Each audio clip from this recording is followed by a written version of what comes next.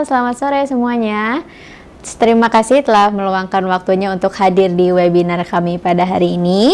Saya Alika Yosma Farelina akan memandu kalian pada webinar hari ini yang berjudul Penggunaan Ansible sebagai Automated Provisioning di Kilat VM 2.0. Dan tentu saja saya tidak sendiri, saya bersama dengan narasumber yang luar biasa, salah satu technical support dari Cloud Kilat, yaitu Kang Ari Sadam. Selamat Halo. sore, Kang Ari. Selamat sore. Ya, bagaimana kabarnya, Kang Ari? Ya, alhamdulillah untuk hari ini baik. Untuk akhir-akhir ini ada kesibukan apa aja sih, Kang Ari? Seperti biasa, kesibukan aktivitas kerjaan maupun kuliah. Oke, baik kalau begitu. Terima kasih ya, Kang Ari. Sekian dulu. Dan untuk para peserta, akan saya ingatkan bahwa webinar kali ini akan direkam dan juga diunggah di kanal YouTube Cloud Kilat. Dan juga di akhir nanti ada sesi tanya jawab. Untuk penanya terbaik akan mendapatkan saldo OVO atau GoPay sebesar Rp100.000 untuk 5 penanya terbaik. Dan juga untuk mendapatkan e-certificate, para peserta harus mengisi form feedbacknya terlebih dahulu ya. Linknya akan kami lampirkan di kolom chat, jadi pastikan bahwa data diri yang diisi di feedback form tersebut sudah jelas dan benar. Jangan lupa juga untuk follow Twitter kita dan Instagram @cloudkilat, lalu ada Facebook fanpage Cloud Kilat, dan jangan lupa untuk subscribe dan like YouTube Cloud Kilat. Baik, tanpa basa-basi lagi, kita akan langsung lanjut ke materi yang akan disampaikan oleh narasumber kita, yaitu Kang Ari. Halo Kang Ari, apakah sudah siap dengan materinya? Sudah siap?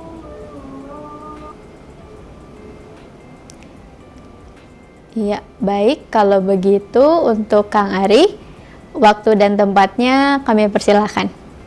Ya, terima kasih kepada Teh Alika atas pembukaannya. Baik, selamat sore semuanya. Terima kasih telah hadir pada webinar kali ini. Sebelumnya perkenalkan, nama saya Ari Sadam sebagai salah satu technical support di Cloud Kilat. Langsung saja kita masuk ke presentasinya.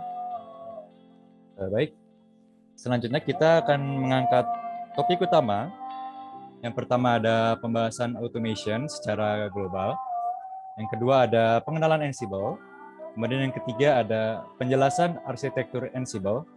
Kemudian yang terakhir kita akan menjalankan demonstrasi Ansible.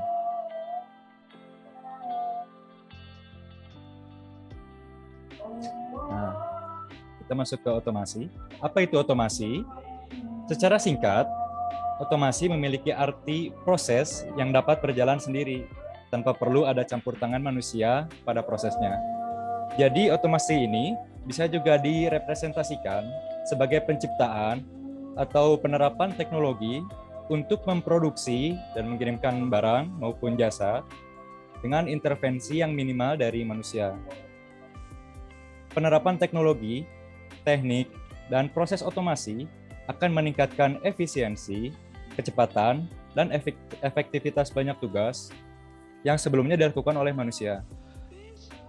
Otomasi ini juga digunakan di sejumlah bidang seperti manufaktur, transportasi, utilitas, operasi, termasuk juga dalam bidang informasi dan teknologi.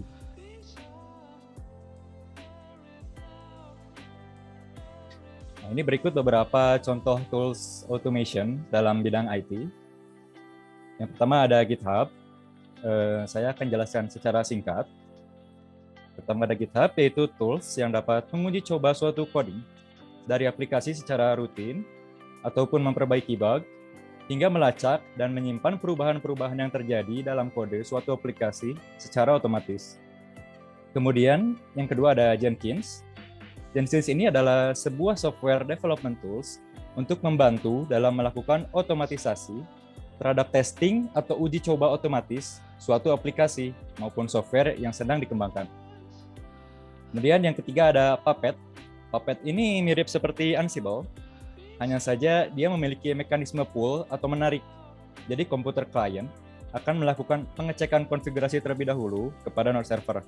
Apabila ada perubahan, maka host client akan menarik informasi konfigurasi yang ada pada node server dan menerapkan konfigurasi tersebut. Karena hal itu, maka setiap server maupun klien harus dilengkapi atau diinstalkan dengan service agent terlebih dahulu. Kemudian yang Ansible yang selanjutnya, bisa di next. Ini kita masuk ke Ansible. Jadi Ansible ini merupakan salah satu configuration management tools atau automation tool yang tersedia secara open source. Dengan Ansible ini, kita dapat melakukan provisioning atau semacam membuat atau menghapus konfigurasi maupun melakukan deployment aplikasi pada server. Ansible juga mempermudah pekerjaan untuk mengatur dan mengelola server dalam jumlah yang banyak pada satu waktu, dengan aplikasi maupun konfigurasi yang beragam di dalamnya.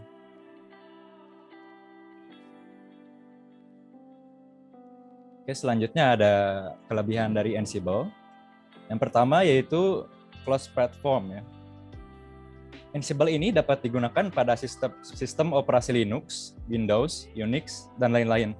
Dan dapat juga digunakan untuk memanage server perangkat jaringan, baik itu di environment fisik, virtual, ataupun di cloud. Kemudian yang kedua ada infrastruktur as code. Jadi Ansible ini juga dapat digunakan sebagai provisioning infrastruktur seperti Terraform halnya. Ansible ini adalah sebuah produk dalam kode yang dapat diprogram, distandarisasikan, dan mudah untuk diduplikasi. Dengan EAC ini, tim pengembang dapat dengan mudah menambahkan maupun mengkonfigurasi mesin melalui beberapa baris kode. Kemudian yang ketiga ada agentless tools. Maksudnya adalah tidak seperti kebanyakan tools yang perlu diinstalkan service agent terlebih dahulu pada setiap node-nya. Ansible ini hanya perlu terinstall SSH service pada setiap VM-nya. Kemudian yang keempat, meminimalisir human error.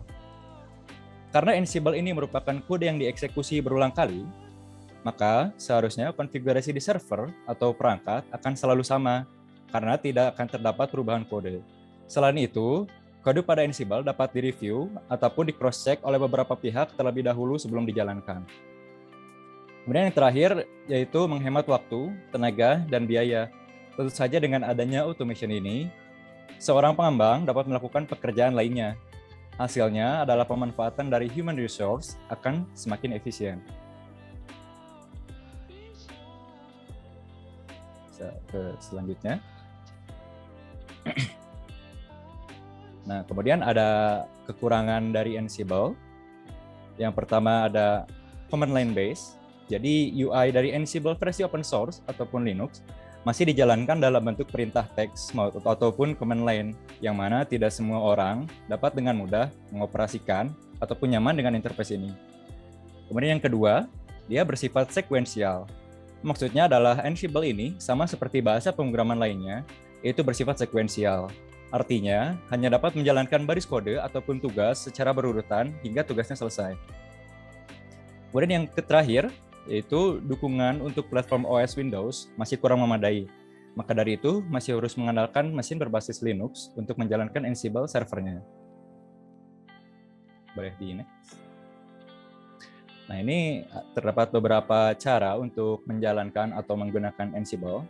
Yang pertama ada Ansible ad hoc, yaitu menjalankan Ansible command secara langsung tanpa melalui kode. Yang kedua ada Ansible playbook, yaitu menjalankan Ansible dengan membaca file YAML yang berisikan tugas ataupun modul Ansible di dalamnya. Kemudian yang terakhir ada Ansible Tower, yaitu menjalankan Ansible untuk kalangan enterprise dengan mengontrol server yang lebih mudah melalui halaman UI. Untuk Ansible Tower sendiri ini berbayar. Boleh di next. Kemudian ada penjelasan tentang arsitektur Ansible sendiri. Seperti yang ditunjukkan pada gambar, user, public atau private cloud, dan CMDB yang bertindak sebagai orang atau mesin yang akan menjalankan Ansible engine pada kolom yang merah. Khusus user ini dapat juga membuat kode Ansible playbook terlebih dahulu, agar nantinya dapat dijalankan oleh Ansible Engine. Kemudian masuk ke Ansible Engine sendiri, ini terdapat inventory, API, modul, dan plugin, yang mana keempat komponen ini akan menjalankan semua perintah ataupun kode yang diterima oleh user. Setelah Ansible Engine bekerja, Ansible melakukan otomatisasi melalui protokol SSH kepada setiap node-nya. Jadi baik pada server yang akan diotomatisasi maupun Ansible Management Node harus terinstall SSH terlebih dahulu sebelum dijalankan.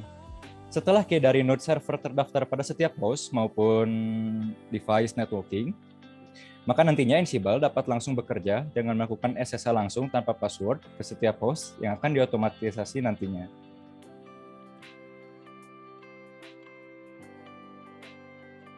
Next slide.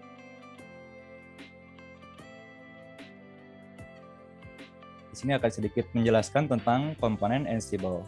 Yang pertama, Ansible ini terdapat inventory. Maksudnya inventory ini dapat menentukan informasi seperti alamat IP untuk setiap node yang akan dikelola nantinya.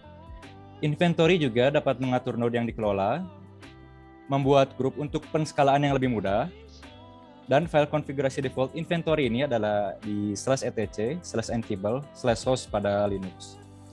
Kemudian yang kedua ada playbooks, yaitu daftar tugas yang diperintahkan, disimpan dalam bentuk file sehingga kita dapat menjalankan tugas itu dalam urutan yang berulang kali. Playbook ini dapat mencakup variabel serta tugas. Playbook ini ditulis dalam format IAML dan mudah dibaca, ditulis, dibagikan, dan dimengerti oleh mesin. Kemudian ada task, yaitu daftar tugas. Task ini di dalam sebuah playbook terdapat kumpulan tugas yang berisikan konfigurasi sederhana yang disebut dengan task. Penulisan task yang paling sederhana yaitu mendefinisikan nama task dan juga modul yang akan digunakan nantinya. Kemudian yang terakhir ada modul, yaitu merupakan unit kode yang akan Ansible jalankan. Setiap modul memiliki kegunaan yang spesifik, misalkan modul apt untuk manajemen package pada sistem operasi Debian. Mungkin cukup sekian sesi presentasi mengenai Ansible dari saya. Untuk selanjutnya saya kembalikan terlebih dahulu kepada Teh Alika selaku host. Teh Alika. Ya, baik. Terima kasih banyak atas materinya ya Kang Ari. Luar biasa sekali. Dan juga Kang Ari telah mempersiapkan demo ya. Betul begitu? Betul. Ya, mungkin dipersiapkan terlebih dahulu ya. Dan sementara ini saya ingatkan kembali bahwa peserta boleh bertanya pada saat presentasi berlangsung, dan di akhir akan ada sesi tanya jawab. Dengan 5 penanya terbaik akan mendapatkan saldo OVO atau GoPay sebesar Rp100.000. Lalu jangan lupa juga untuk follow sosial media kami, Twitter, Instagram @cloudkilat, Facebook fanpage Cloudkilat, dan jangan lupa subscribe dan like YouTube dari Cloudkilat ya. Untuk e-certificate, saya informasikan kembali bahwa Anda harus mengisi form feedback yang telah kami sertakan, yang telah kami taruh di link chat tersebut. Diisi dengan informasi dan juga data diri yang benar. Lalu kita kembali ke Kang Ari ya. Baik, untuk demo kali ini saya telah mempersiapkan 4 kilat VM 2.0 menggunakan operasi sistem Ubuntu 20.04. Kemudian yang kedua, saya pun akan menjalankan demo ad hoc Ansible, bagaimana cara menjalankan ad hoc Ansible. Di sini saya akan mengambil contohnya ping and pong. Kemudian yang ketiga, saya akan mencoba menjalankan demonstrasi playbook Ansible. Salah satu contohnya yaitu saya akan menginstal dan konfigurasi web server Nginx pada tiap VM-nya. Kemudian yang terakhir, saya akan melakukan deploy website sederhana pada tiap web server.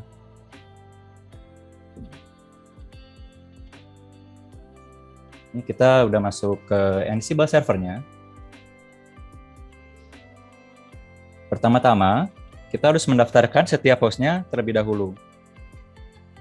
Pertama-tama untuk lokasi dari pendaftaran setiap host ada di /etc/host.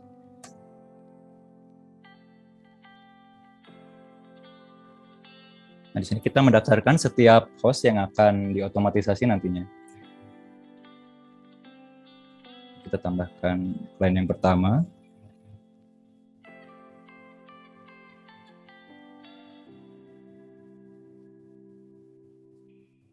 Terus klien yang kedua.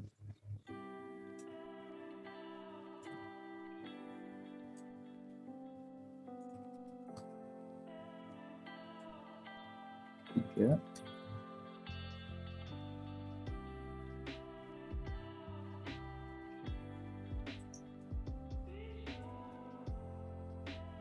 Yang keempat.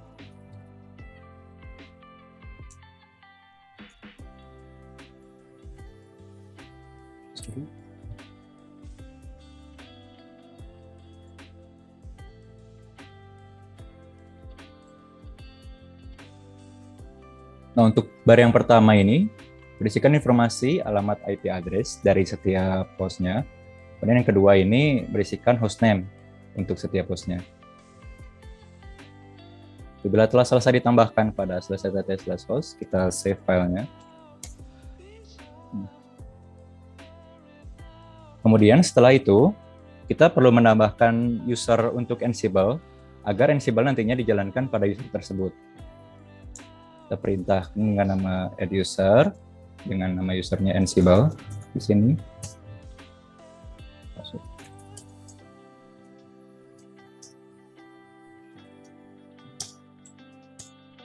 Oke.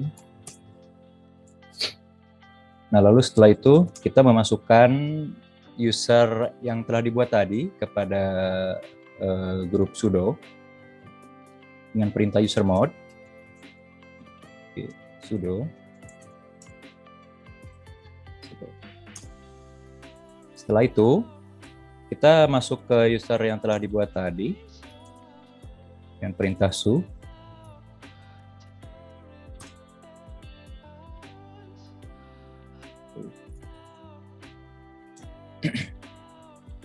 Setelah ini, kita perlu mendaftarkan SSH key atau keygen publik terlebih dahulu dari server ini kepada setiap host yang akan dijalankan nantinya. Pertama-tama kita bisa jalankan SSH min keygen terlebih dahulu untuk menggenerate key-nya. Perintah SSH min keygen. Ini di skip aja, di enter. Setelah itu, kita akan memasukkan key yang telah dibuat tadi, dimasukkan ke dalam agent SSH dengan perintah agent ns. Ya. Oke, sudah ditambahkan. Setelah itu kita melakukan pengkopian key tadi kepada setiap host dengan perintah SSH copy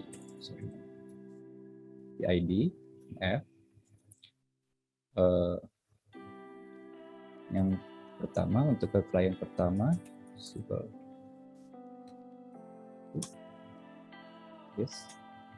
Isikan password untuk login ke VM pertama.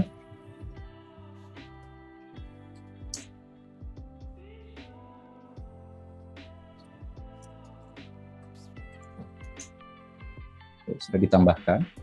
Kemudian yang kedua.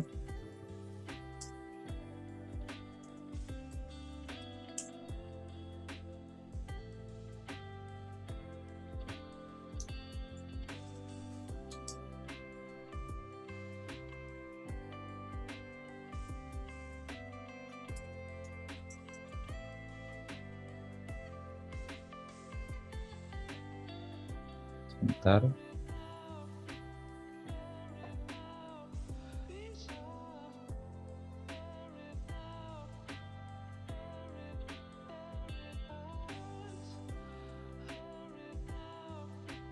Ada sedikit kesalahan.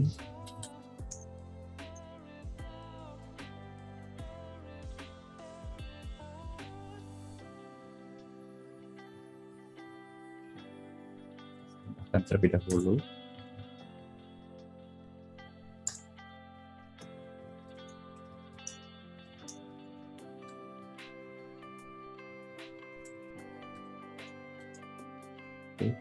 Coba lagi.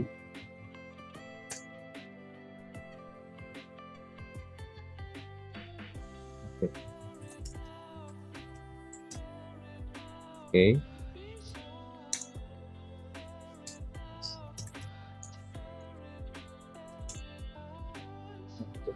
User yang terakhir.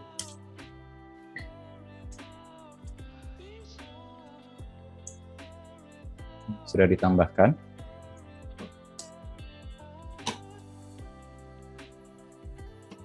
Setelah itu, kita instalkan Ansible terlebih dahulu pada servernya dengan perintah apt install Ansible. Sorry.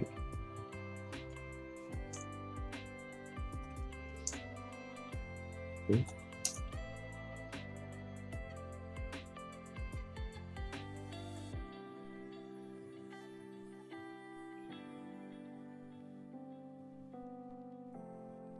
Dapat dilihat juga, dia sekaligus menginstalkan Python pada server, karena kan Ansible ini base-nya itu Python, formatnya YAML, maka Ansible ini dijalankan perlu menggunakan Python 3.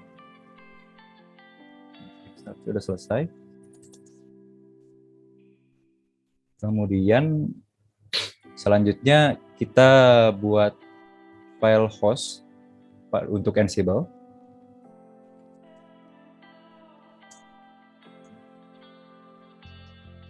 Kita tambahkan setiap host pada Ansible. Pertama, kita tuliskan host yang telah ditambahkan tadi. Sorry.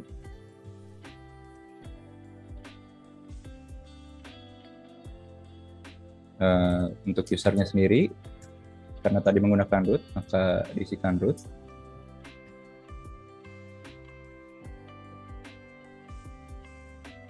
Oke.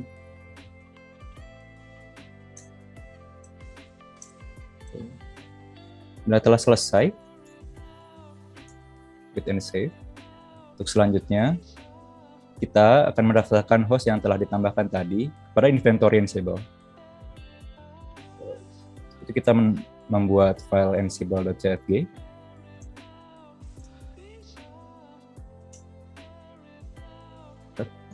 Bisa diisikan defaults. Nah, kita definisikan inventory, yaitu file yang tadi dibuat.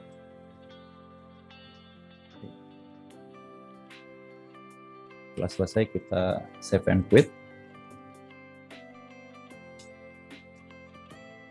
Setelah itu bisa kita coba jalankan ataupun tes koneksi kepada setiap node yang tadi telah ditambahkan.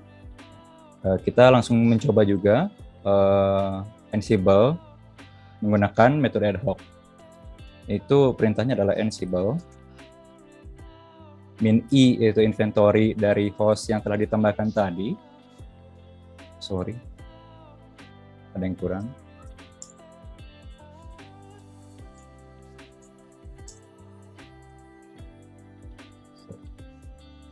Sebelumnya ini didefinisikan terlebih dahulu.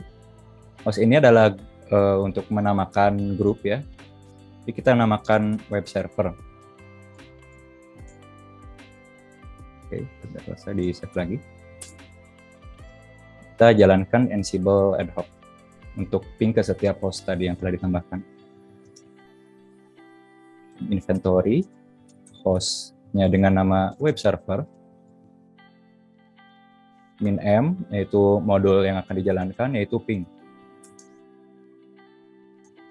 Nah, di sini terlihat bahwa dari server mengirimkan ping, dan setiap node mengirimkan respon PONG, yang artinya telah terkoneksi ke setiap node yang telah ditambahkan tadi. Nah, untuk ini Ansible-nya menggunakan Python 3, menjalankan Python 3. Setelah itu, kita masuk ke Ansible Playbook. Yang pertama, kita membuat main.yml untuk kode Ansible-nya.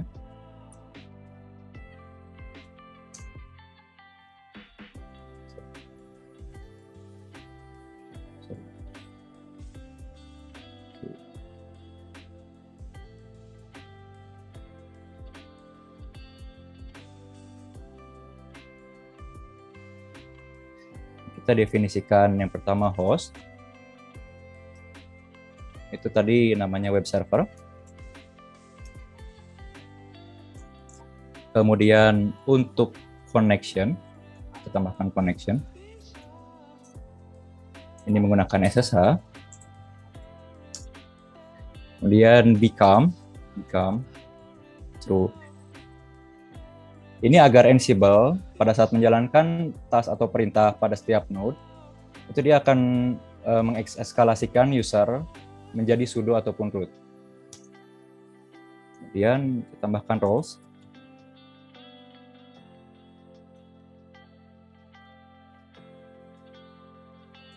Kita isikan Nginx. Karena kita akan menginstalkan Nginx. Oke, kita selesai, kita save dan quit. Oke, setelah itu kita membuat directory agar setiap task ataupun komponen Ansible ini dapat berjalan secara terpisah. Pertama, kita buat dulu directory. Roles. Dan masuk ke direktorinya roles. Kemudian di dalamnya kita tambahkan juga folder Nginx.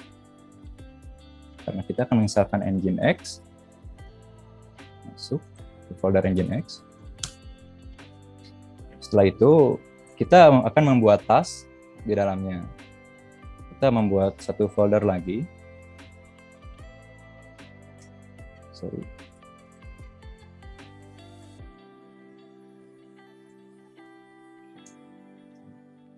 Nah, di sini kita membuat kode main.yml lagi untuk task yang akan dijalankan. Okay.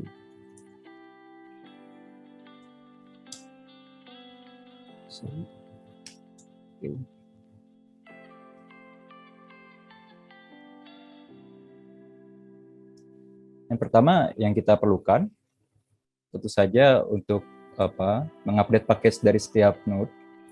Jadi maka perlu diupdate package-nya.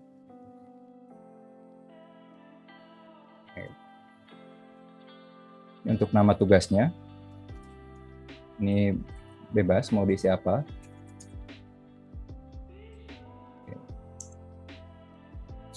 Kemudian selanjutnya untuk modulnya yaitu apt.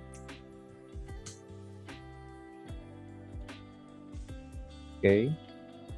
Kemudian kita tambahkan update. Untuk tugas C ini akan diupdate. Yes.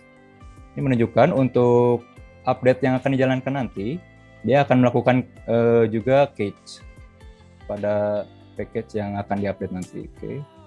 Kita tambahkan juga catch valid time 600. Ini untuk menandakan seberapa lama catch nantinya akan tersimpan. Oke, setelah itu kita bisa tambahkan tugas baru. Bisa langsung install Nginx. apt.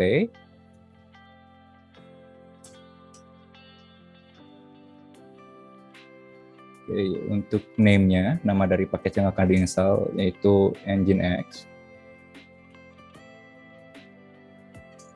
Dan untuk state, kita memilih latest, yaitu versi terakhir yang akan diinstalkan pada setiap node. Oke, setelah itu kita langsung tambahkan juga tugas berikutnya, yaitu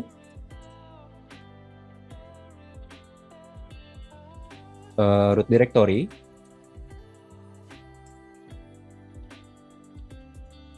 Sekaligus ngeset untuk direktorinya. Bisa menggunakan file.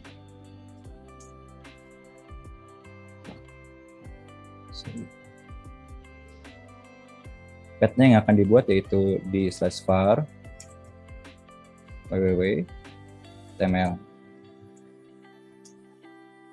state-nya ini adalah directory. Untuk mode dari directory tersebut kita set menjadi 0775. Sorry. Ini untuk hak akses. Kemudian untuk owner-nya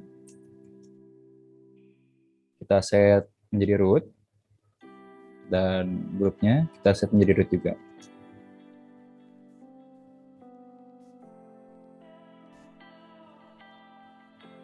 Kita buat task selanjutnya.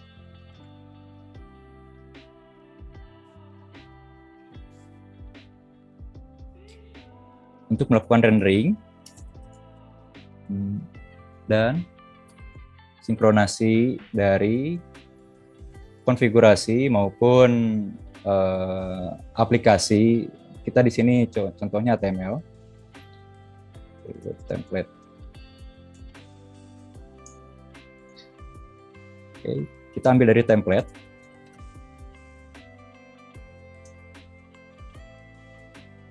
Source-nya, search atau sumbernya dari nama filenya itu index.html. Nanti akan kita buat file ini. Kemudian destination-nya atau tujuannya kita akan pindahkan ke /var www.html index.html. Oke. Setelah itu kita buat task selanjutnya. Untuk melakukan enable service nginx-nya.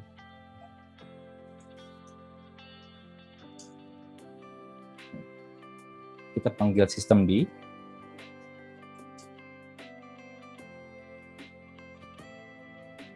Name-nya nginx. Untuk service nginx.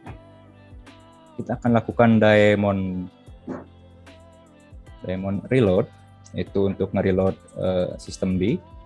Yes. Enabled. Yes. Dan state-nya kita akan langsung, jadi setiap VM yang terkendala ataupun mati pada saat dinyalakan kembali, dia akan otomatis service dari nginx ini akan nyala. Oke. Kemudian kita masuk ke untuk konfigurasi dari nginx-nya. Kita beri nama tugasnya delete default nginx site. Kita state-nya file.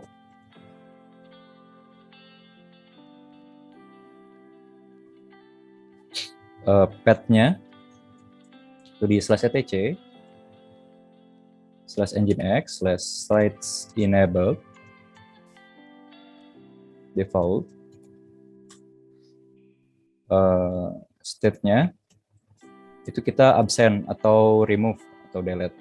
Jadi file default dari konfigurasi nginx ini akan kita hapus. Nah, setelah itu kita akan menambahkan tugas baru lagi, yaitu melakukan copy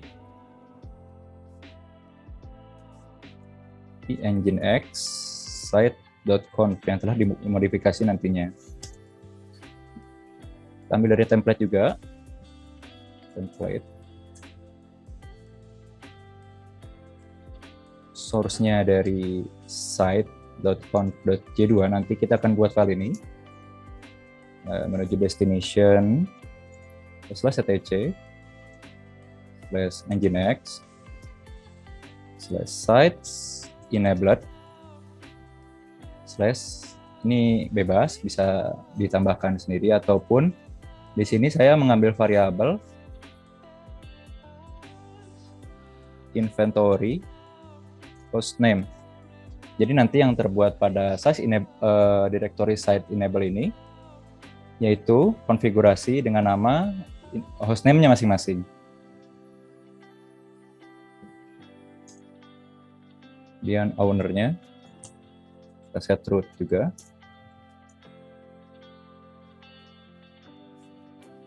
modenya untuk hak aksesnya. Setting 644 saja. Nah, kemudian kita akan tambahkan notify. Ini untuk trigger handling nanti, itu restart Nginx.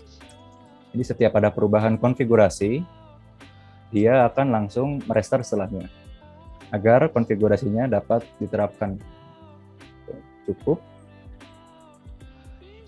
Setelah itu kita close dan save. Setelah itu kita buat template yang tadi telah kita definisikan. Kita buat direktorinya terlebih dahulu.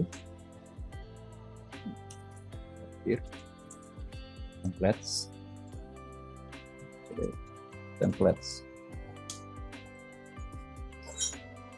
Kita buat konfigurasi secara modified untuk Nginx-nya.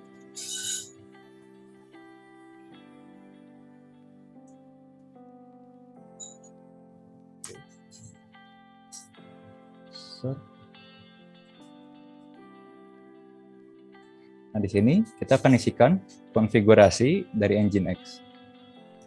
Ada block server.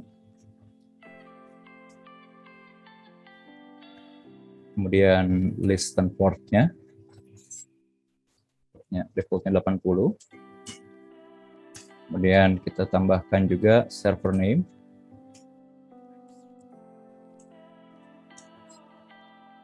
Name-nya kita ambil dari inventory hostname, yaitu setiap host yang telah didaftarkan tadi.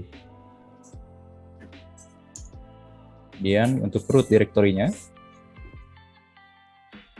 transfer sesuai yang telah ditambahkan tadi. Ini kurang semikolon. Untuk selanjutnya kita tambahkan server block location untuk slash.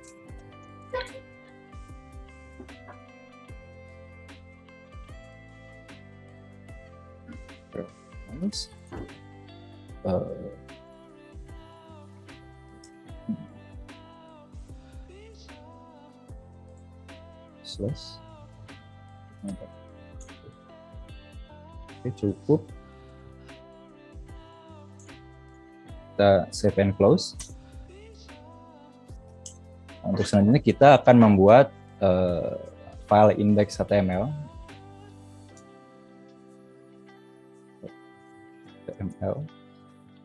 Ini kenapa di belakangnya ada J2? Karena J2 ini menandakan template file. Fungsi dari J2 ini itu untuk menuliskan kode yang mirip seperti sintaks di Python. Sebelum nantinya akan dirender oleh Ansible menjadi dokumen finalnya. Dokumen finalnya di sini adalah menjadi HTML. Kemudian yang sebelumnya tadi ada site.conf.j2, dia final dokumennya akan menjadi site.conf. Kita buat. Sini saya telah ada script HTML sederhana. Ini untuk menandakan setiap postnya. Setelah kita save.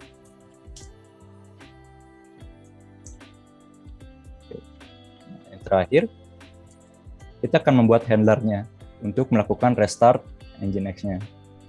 Pertama kita buat directory handlers-nya. Handlers. Masuk ke directory handlers. Kita buat main.yml-nya untuk tugas merestart service Nginx.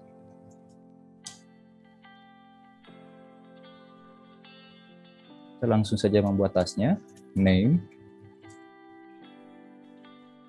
restart Nginx. Oke, untuk service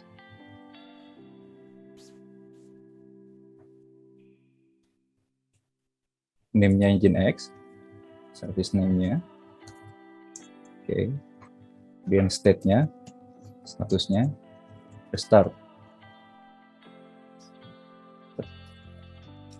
Cukup.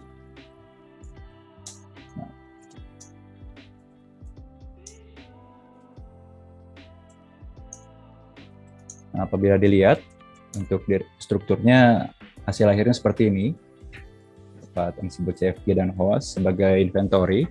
Kemudian untuk playbooknya ada main.yml. Kemudian dia akan menjalankan roles nginx kepada tugas utamanya, terdapat template dan handlers yang akan dijalankan pada task nantinya. Ini pun untuk roles-nya dapat kita tambahkan sesuai kebutuhan. Misalkan kita ingin menambahkan package lain seperti PHP ataupun misalkan MySQL, bisa ditambahkan juga. Cukup kita coba jalankan. Playbook.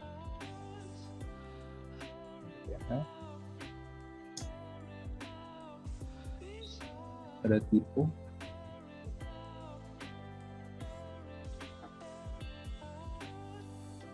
Terus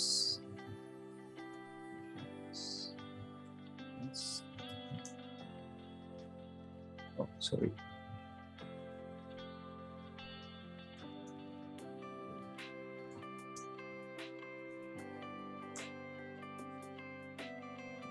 Untuk jalankannya Ansible Playbook main.yml.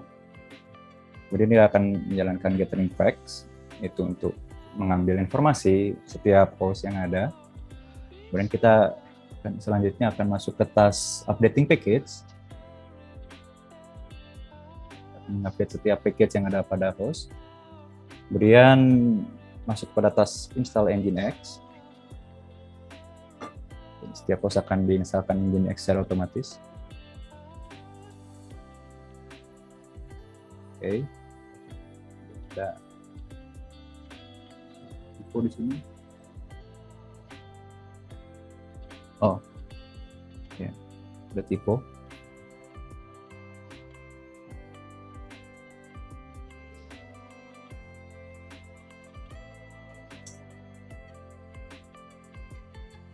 Kurang.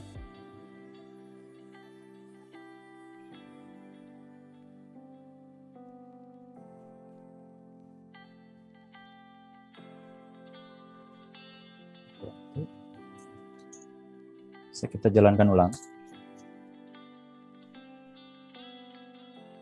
Nah, apabila tidak terdapat perubahan, dia akan langsung melakukan skip dengan pengembalian OK. Nah, apabila terdapat perubahan baru, dia akan melakukan pengembalian value berupa change. Sorry, ada yang kurang. Oops.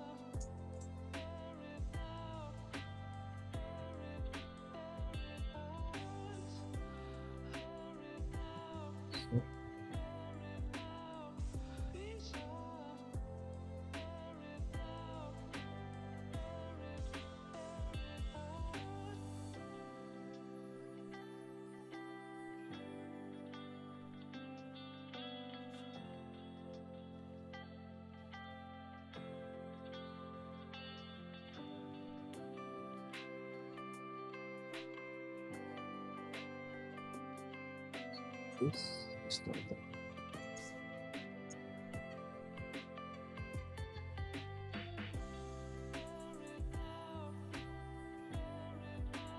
Oke.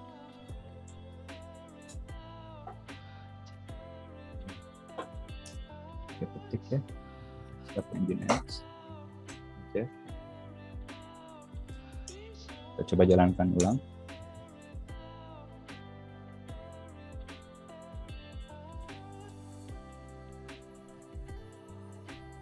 Nah, apabila telah selesai, Maka kita coba lakukan pengaksesan kepada setiap host dari web server itu sendiri. Siapkan browser.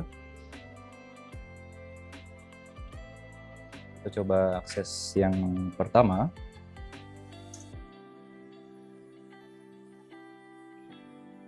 Muncul ya, Hello World, Ansible. Nah, ini untuk hostname-nya, Ansible Plan 1.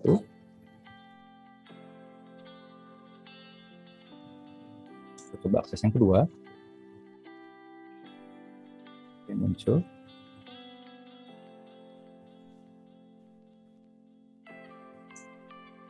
Akses yang ketiga, tempat.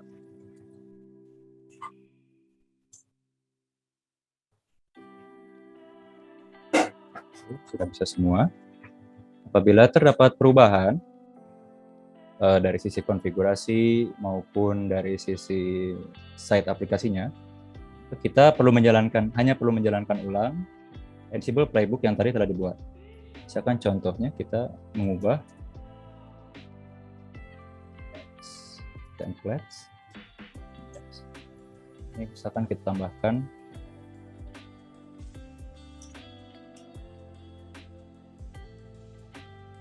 dua konten.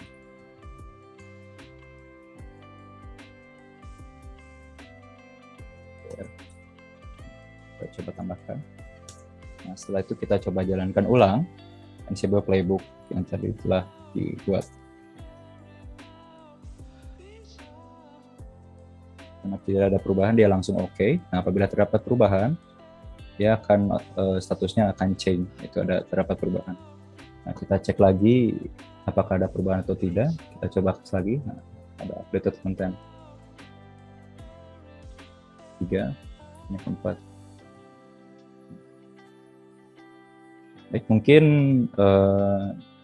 cukup sekian presentasi dan demonstrasi tentang Ansible dari saya. Untuk selanjutnya saya kembalikan kepada Teh Halika selaku host.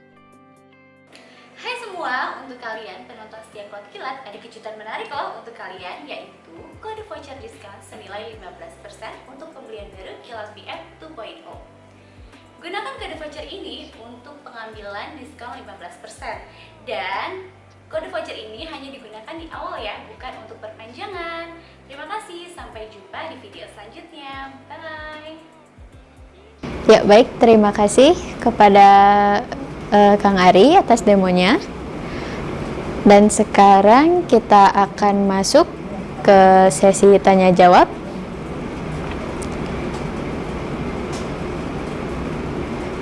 Ya, dari Kak Hoirullah. Apa perbedaan Ansible dengan Terraform? Mending membuat script bash atau menggunakan Ansible? Baik, terima kasih kepada Khairul atas pertanyaannya. Saya akan coba menjawab pertanyaan tersebut. Apa perbedaan Ansible dengan Terraform? Mending membuat script bash atau menggunakan Ansible? Ini berarti dua pertanyaan ya. Yang pertama ada perbedaan Ansible dengan Terraform. Sebenarnya keduanya sama, Ansible dan Terraform itu untuk provisioning automatisasi juga. Hanya bedanya untuk Ansible dia lebih ke configuration management lebih kuatnya. Dan untuk Terraform dia lebih kuatnya untuk infrastruktur provisioning. Kemudian selanjutnya mending membuat script base atau menggunakan Ansible.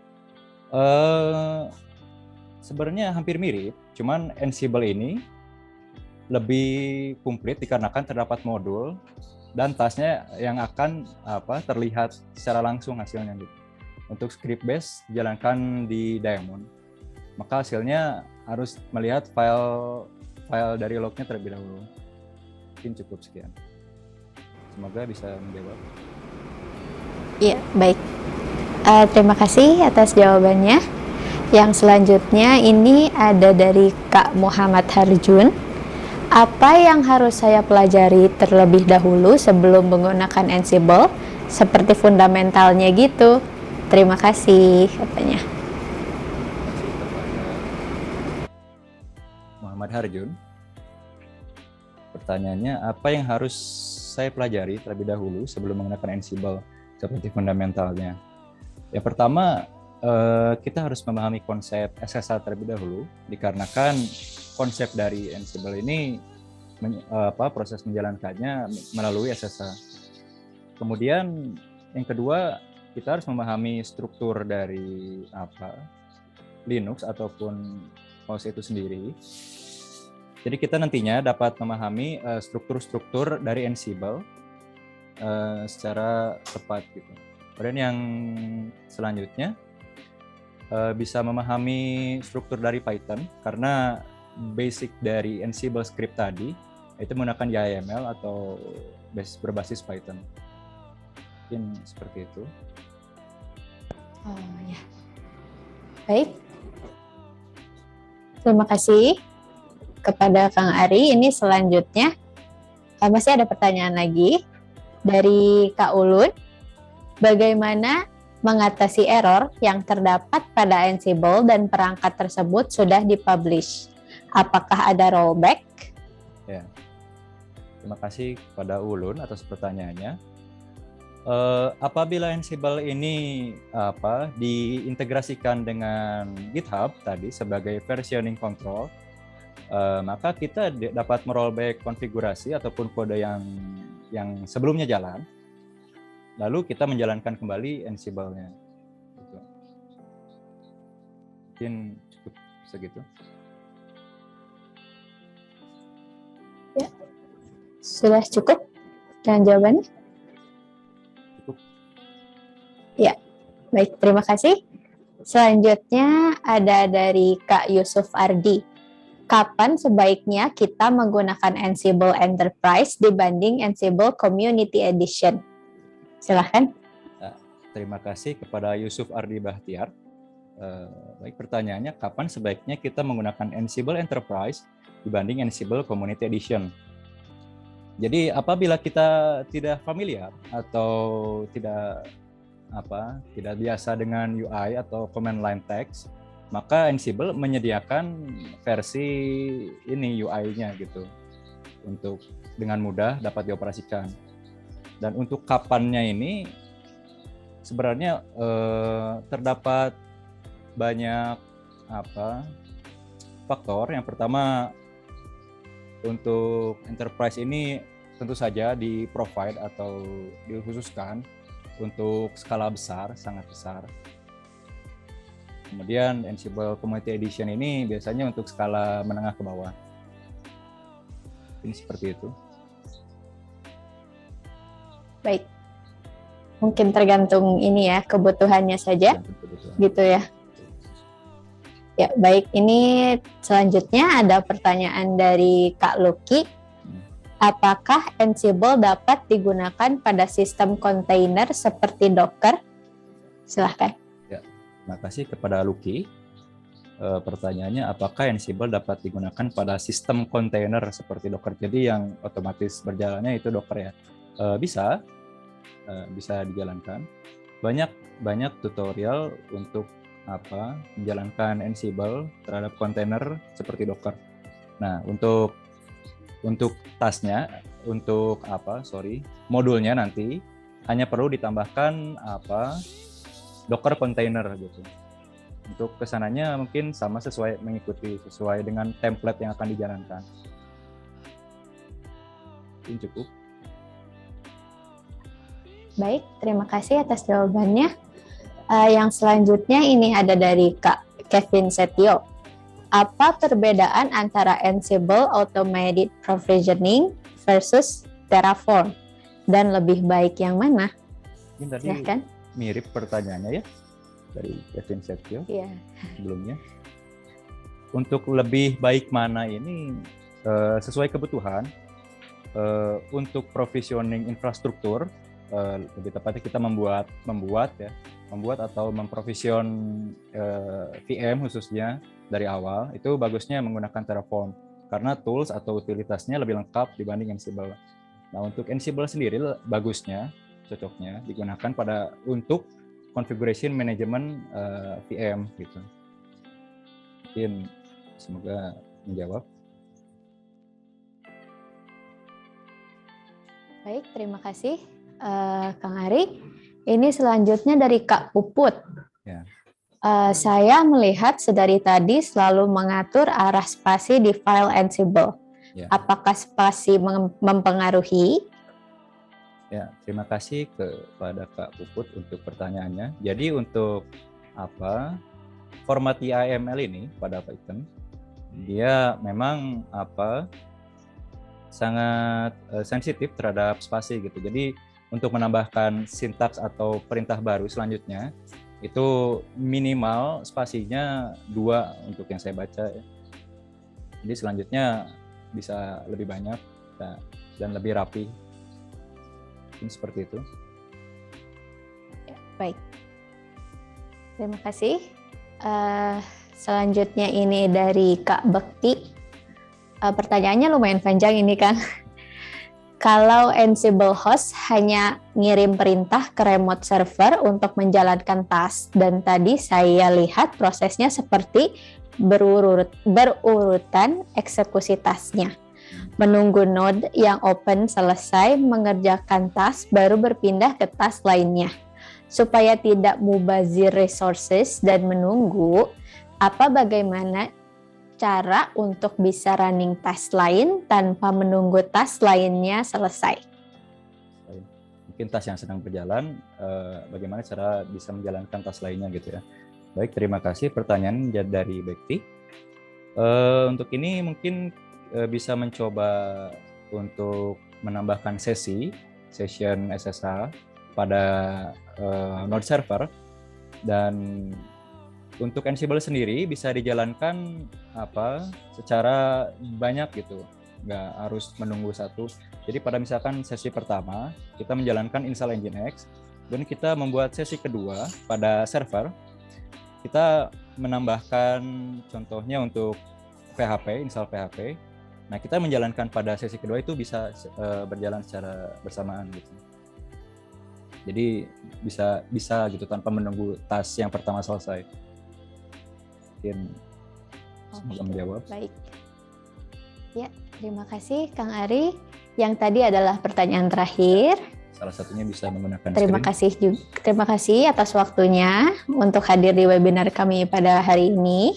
Dan juga terima kasih kepada para peserta yang telah hadir. Mungkin ada closing statement dari Kang Ari yang akan disampaikan. Mungkin ditutup dengan kesimpulan Ansible ini ya. Jadi Ansible ini hadir sebagai tools yang memudahkan seseorang pengembang untuk dapat melakukan instalasi maupun konfigurasi pada beberapa mesin virtual dalam satu waktu. Sehingga diharapkan dapat membantu pekerjaan menjadi lebih efektif dan efisien. Mungkin cukup sekian. Terima kasih sekali lagi Kang Ari. Untuk para peserta, saya ingatkan kembali untuk mendapatkan e-certificate, Anda harus mengisi feedback form yang telah ada linknya di kolom chat, dan pastikan data diri serta apa yang ada di dalamnya itu benar dan jelas. Karena keterbatasan waktu yang kami miliki, mungkin cukup sekian di webinar kami pada hari ini. Terima kasih banyak kepada para peserta yang telah meluangkan waktunya untuk hadir. Juga mohon maaf karena tidak semua pertanyaan bisa terjawab. Dan sampai jumpa di webinar kami selanjutnya.